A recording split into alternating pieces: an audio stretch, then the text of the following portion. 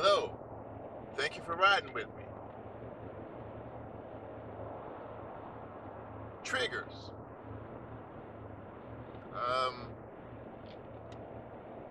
the first trigger I want to discuss is probably one of the most potent triggers for depression. People who suffer from depression. It it it has to do with our personal relationships. They're full of landmines. They're full of potholes, punny sticks, you name it. Our personal relationships have the biggest potential to cause or trigger a depressive episode. I may have to tell myself a little bit in this and kind of, give some of my own not too pretty history. We'll see how it goes.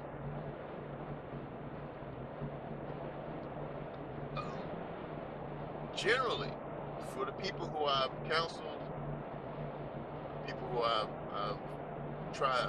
supported,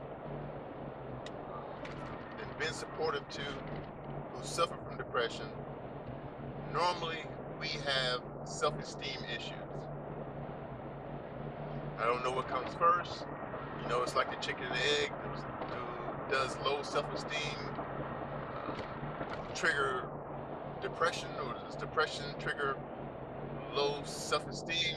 I'm not sure, but in my experience, they kind of, the majority of the time, they go hand in hand. I myself have a very low self-esteem, though I carry myself well, and it's not that I'll let anybody just do anything to me, but that's just the truth. I have very, very low self-esteem, and some people, I've tried to tell people that before, and they just don't believe it because I'm fairly accomplished.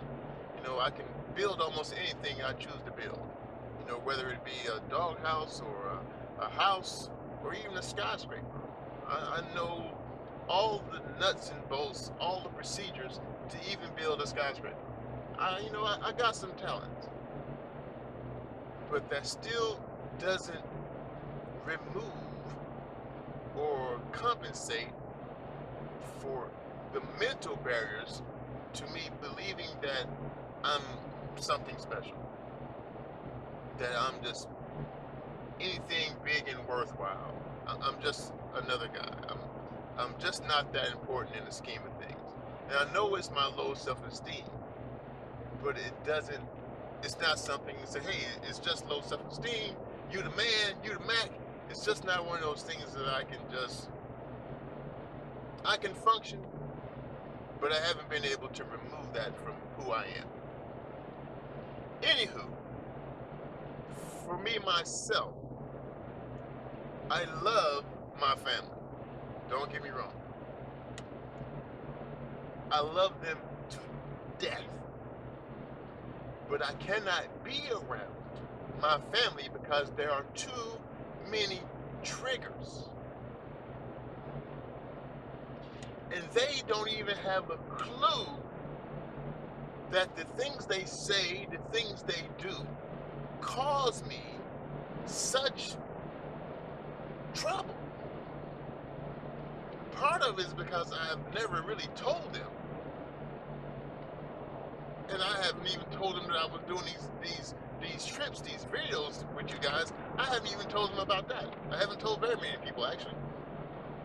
Um, because I just haven't. I'm just not in their pockets that way. I love them, but I just don't socialize much with them. And it doesn't mean I don't love them because I don't. It's too dangerous for me to be in too much close contact with my family. That's just the way it is.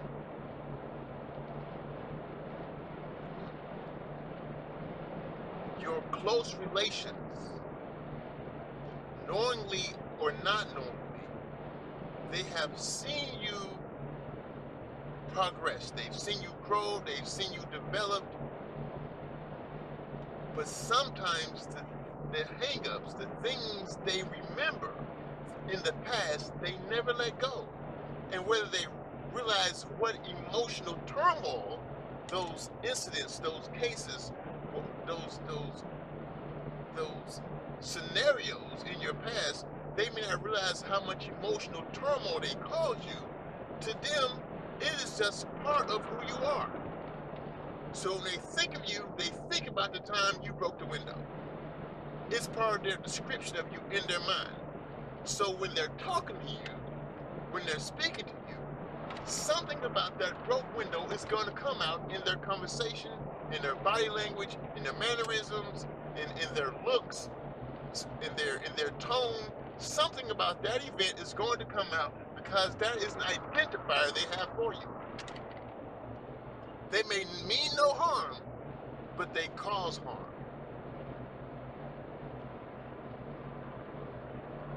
I may have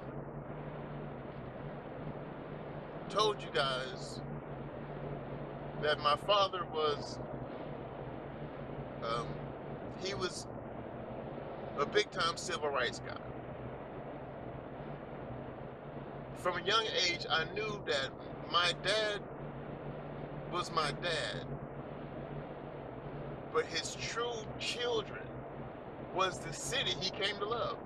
I don't know what about it made him fall so much in love with it, but you can tell by the fights he fought that he loved his city. He may never had came out and said it, because he just wouldn't come out and tell you, I love you tight. Not to me, not to the boys. Not that I know of. But that's how men were raised back then. They were raised that if you told your son you loved him, you may make him soft, you may make him weak. So it just wasn't part of their makeup or their upbringing to tell their boys that they loved them. I don't remember my father ever telling me verbally that he loved me. I know he loves me. I knew it, but I never heard him verbally tell me that. My mom would say, hey, you know your dad loves you. I never heard my father actually come out and say, hey, I love you, boy. I love you, son. But I understood that he loved me. But I also understood that he didn't belong to me solely. He belonged to his town. He belonged to his city. So he fought the good fight for civil rights and justice in his city. The side effect of that is there are people who, when they cannot attack the adult, will attack the child. That's just the reality. Growing up, I got my teeth kicked in on a lot of occasions, not because of what I had done, but because of who my father was. But through my own sense of love for him, and my respect for him, though, we didn't always see eye to eye, and I still was a kid, I still was a brat. But I didn't want to burden my father with things that I knew would cause him anguish. Not so much. Some stuff, yeah, like I said, I was a brat. But some things that dealt with his mission in life, I didn't divulge information that might cause trouble with his ministry or with his work. So whether it was racist nuns who was, mistreating me, and yes, they do exist. So hey, I did my 8 years in Catholic school. I'm a veteran. I can say this, okay? But I had a teacher who, in my beginning of my schooling, she was racist. And while it came to light that she was racist, because she wouldn't teach me anything, she would purposely try not to give me any knowledge. And I had to repeat the first grade because she taught me literally nothing, though I picked up a lot.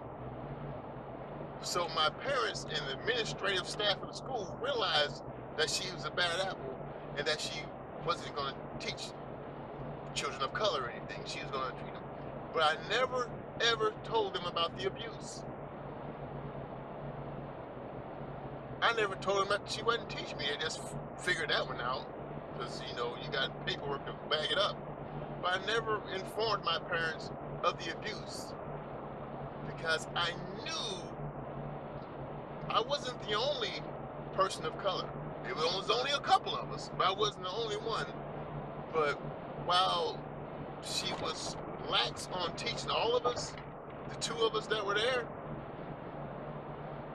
I was the one who got the actual physical abuse. And I knew it was because of who my father was. Whenever a racist cop or a crooked cop, they're not the same, would kick my teeth in, they had no shame in saying it was because of who my father was.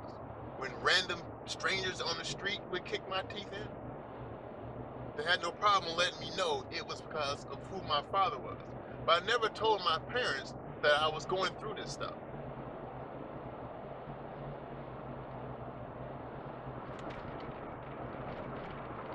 Because I thought it would just cause trouble for them. Then part of it was I didn't think they would believe me.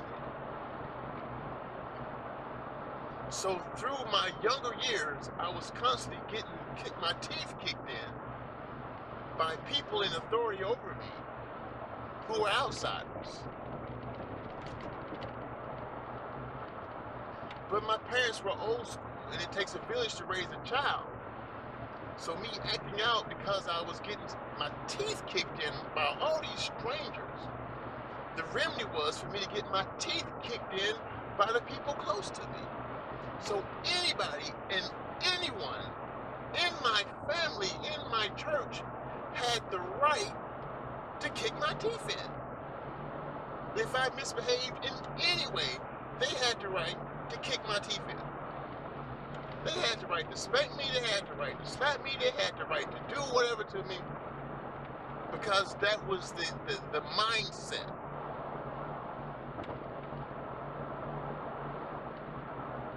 So I grew up, even though it was a loving environment, I grew up getting my teeth kicked in. Sometimes it was valid, a lot of times it was valid, because I would act out, because like I said, I'm getting shit from everybody. Sometimes it was totally fabricated, and it was nothing I could do, because no one would believe me anyway. So yeah, some of my self-esteem issues, some of my depressive issues, my triggers, are all wrapped up in my family. And they don't even realize how much damage has been done. Because I laugh it off when I'm around. I make jokes about it myself when I'm around. I ooze over it when I'm around. But as lucky as some people thought I had it,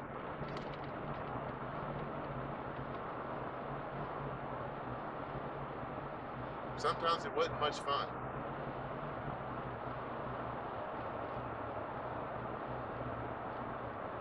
So the people who I look to love me and protect me were sometimes the people who abused me the most. And not because they did it in quantity, it was quality. The quality of abuse coming from someone who's supposed to love you trumps what strangers do any day. Strangers don't know me. I expect strangers to treat me bad. But the people who care about me, the people I care about, it carries more weight.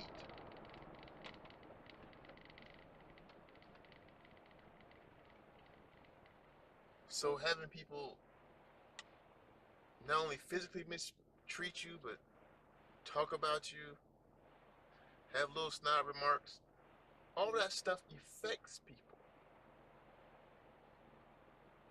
So when dealing with people who suffer from depression, you have to be really, really honest with yourself and carefully look at yourself, because though you think you're going to help, you may cause harm just because of who you are and the past that you have.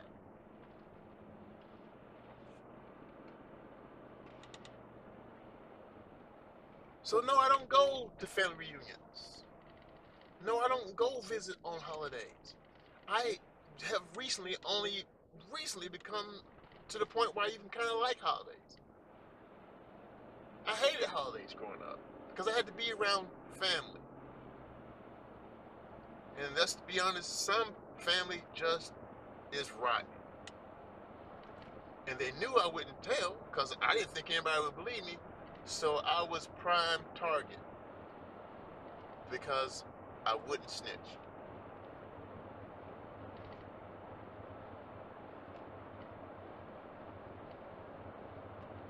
So the little comments we make,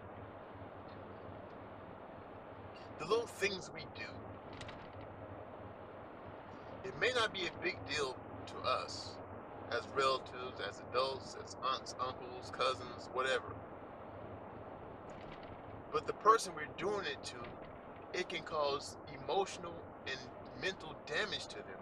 So they end up with all these triggers that cause them to be depressed, low self-esteem, anger management issues. They all stem from this behavior. So you may not have to go to the extremes I did by separating myself from my family, who I love dearly. But you have to take a close look at your close relationships, whether it be your spouse or your cousins or your parents or even your children. You have to take a close evaluation of these relationships so that you can begin to diffuse the triggers.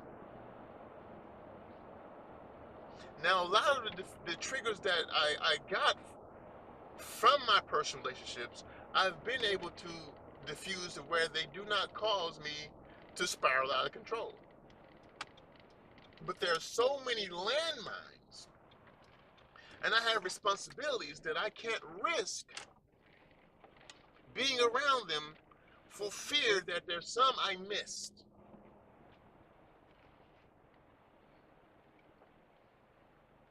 But going through life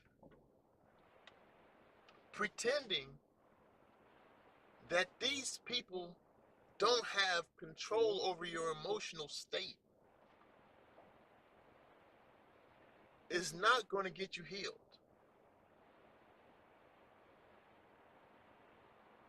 Going through your own relationships that you build outside of your family unit, the things that happen in your family unit can carry over into your work unit or your leisure unit. And so you end up taking that one trigger, that one thing, that one emotional um, um, landmine, and you sow it in all your other relationships.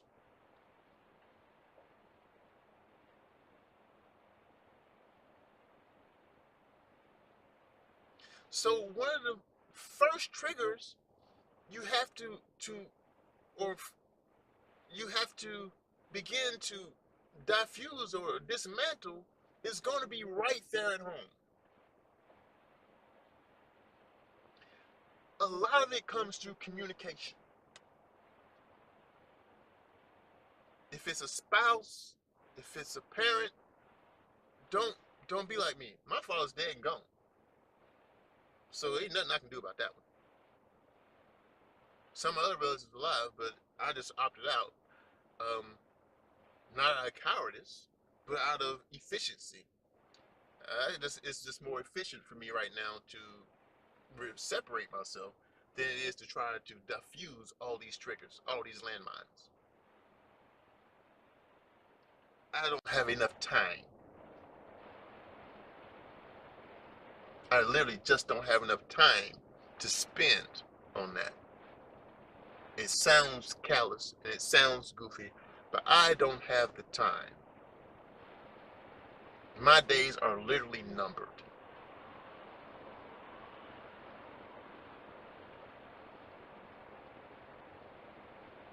Some of you have the time.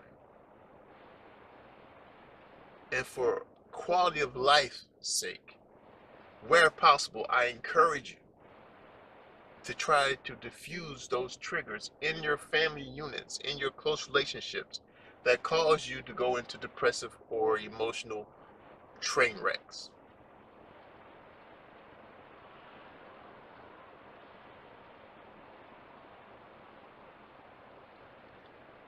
Whether it's the way your husband or your wife's relatives treat you or the things they say to you, you need to be able to go to your spouse and say, those things cause me pain. When your family behaves in this manner or that manner, those things cause me anguish. Those things make me feel less than. Communicate with your significant others, communicate with your family unit and say, hey, since we're all here at the family dinner, I'm going to lay this out there. I don't want you guys to say anything about this in my past anymore. I don't want you to tell the story about when whatever anymore, because that has scarred me all of my life. It has caused me this, it has caused me that. Some of you I don't even want to look at because it has caused me pain all of my life.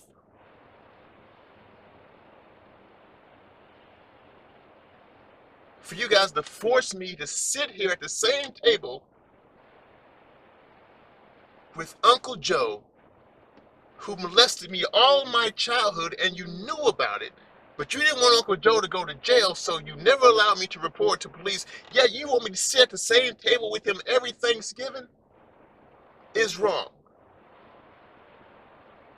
And I had to spend 4 months recovering after every Thanksgiving because you don't want Uncle Joe to go to prison. Well, his ass needs to go to prison. He's a freaking pedophile. But you have to communicate to diffuse these triggers. You have to get to the root of what causes them, what's really the meat of the matter, and you have to remove that so that it no longer has power over you.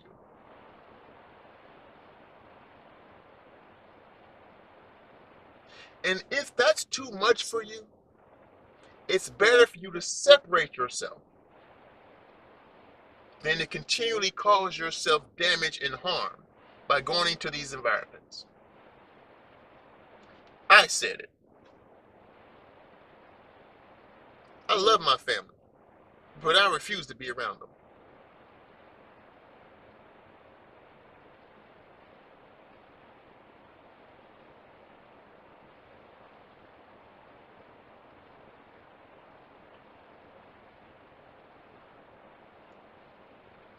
That's a place to start. Whether it's with your siblings, your friends, your close family, whether it's the jokes, the stories, the looks, the remarks, whether it's the lies that have been perpetrated, or even the truths that have never been allowed to dissipate and float away. All those little issues that only your family has the power to move you with. Those issues, those triggers need to be,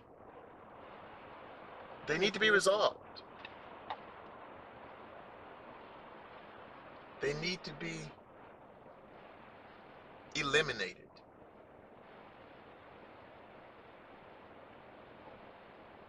Because until you get rid of those triggers, you'll never be free enough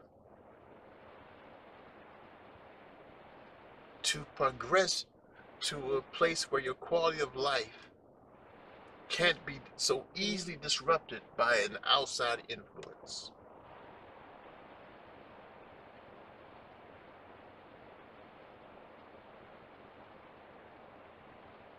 We'll talk some more about triggers, other types, on our next trip. It's gotten dark out here, as you see.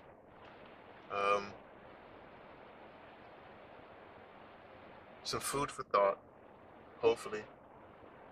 And if I can get you thinking about it, that's a great first step.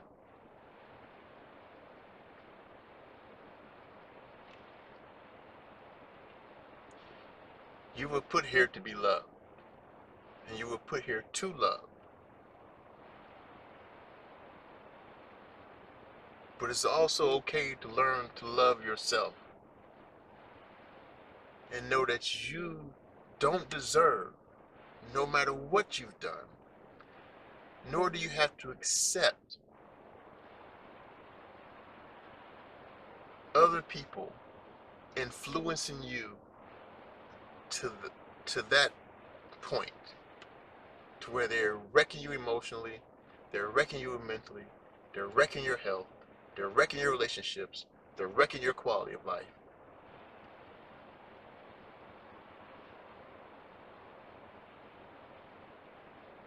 So I guess my tip for this trip is communication or separation.